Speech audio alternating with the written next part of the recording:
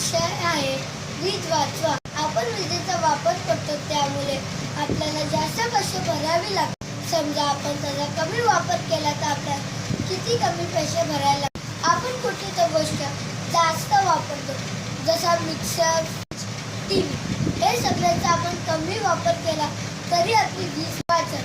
काही लोक ते जास्त मोबाईलचा वापर करतात किंवा ते रात्री चार्जिंग करायला ठेवतात. ते रात्री करत ठेवताना ते कधी झोपले त्यांना सुद्धा माहीत नाही आणि ती वीज जाते. आपली कुठली पण वस्तू घेतली ती चार्जेबलच घ्यायची.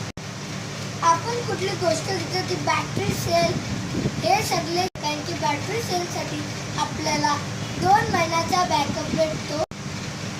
आणि आपण घरात जास्त वोल्ट बल्ब वापरतो जसा 100 वोल्टचे साधे बल्ब जे 20 पण उजेड खूप कमी देतात. आपण LED बल्ब लावले तर आपल्याला फक्त 20 वोल्ट द्यावी लागतील आणि उजेड सुद्धा भेटतात. आणि आता आपण असं केलं तर आपल्या पिढीला पण त्याचा